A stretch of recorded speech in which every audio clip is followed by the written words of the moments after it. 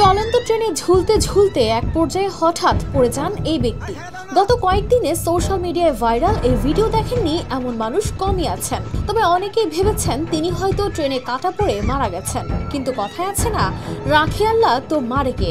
তার বাস্তব উদাহরণই যেন এই ব্যক্তি। চলন্ত ট্রেন থেকে ছিটকে পড়েও অলৌকিকভাবে বেঁচে গিয়েছেন মতিউর রহমান। আর এই দৃশ্য যেন সিনেমাকেও হার মানায়।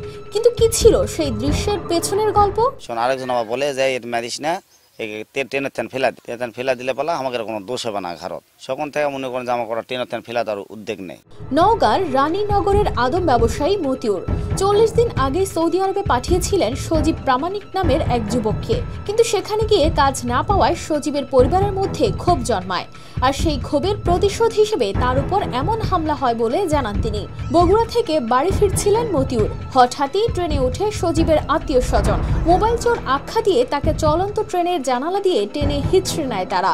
এরপর ট্রেনের সঙ্গে ঝুলে ঝুলে বাঁচার জন্য প্রাণপণ লড়াই করেন মতিউর। এই ক্ষেত্রে আমি মেলাক্ষণ ঝুলান্ত থাকি।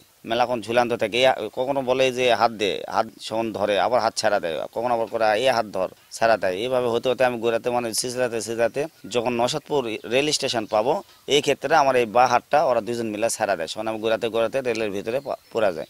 শেষমেশ ট্রেন যখন নসরতপুর স্টেশনের প্ল্যাটফর্মে যায়, ঠিক তখনই তিনি এক ধাক্কায় ছিটকে পড়ে যান নিচে।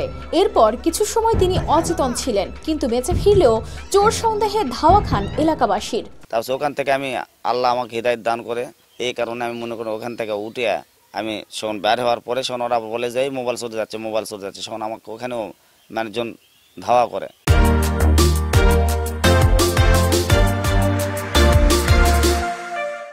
ধাওয়া করার পর আমার জীবনের বাঁচার ক্ষেত্রে আমি সখন আবার পাড়ার ভিতরে চলে যাই।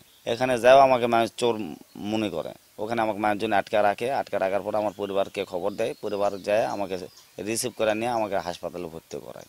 এই ঘটনার পর সজীবের শ্যালক সুমন সহ 7 থেকে 8 জনের বিরুদ্ধে অভিযোগ দায়ের করেছেন মতিউর। শোন, আমাকে ওই অবস্থায় সিএনজিতে রিজার্ভ করে নিয়ে ওই অবস্থায় আমাকে থানাতে নিয়ে যায়।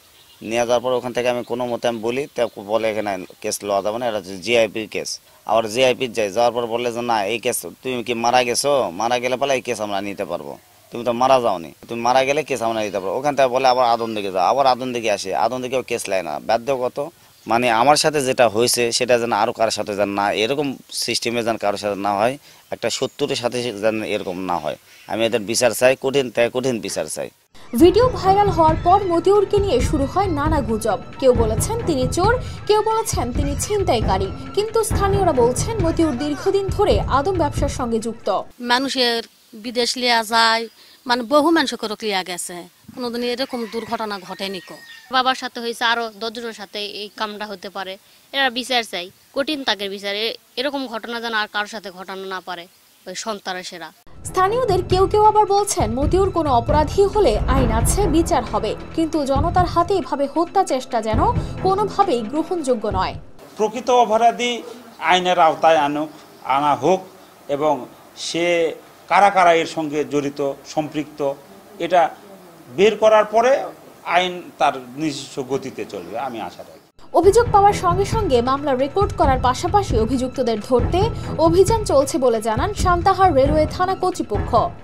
আমরা ওনার অভিযোগ পাইছি, মামলা হয়েছে, মামলা নিছি। মামলা নেওয়ার আগ থেকে আমরা ওটা দেখতেছি ট্রেস ঘটনা। যখন আমরা ভিডিও সামাজিক এবং ফেসবুক মাধ্যমে ভিডিও ভাইরাল হয়, সাথে সাথে আমার অফিসার ফোর্স ঘটনাস্থলে পৌঁছায় এবং তখন থেকে আমরা কাজ করতেছি। ওনার এজাহারের বর্ণিত আসামিদেরকে গ্রেপ্তারে আমরা পুলিশি অভিযান তৎপরতা আছে। ভাগ্যের জোরে অলৌকিকভাবে বেঁচে ফিরে মতিউরের এখন একটাই দাবি, তিনি এই হামলার কঠিন বিচার চান। News desk, RTV।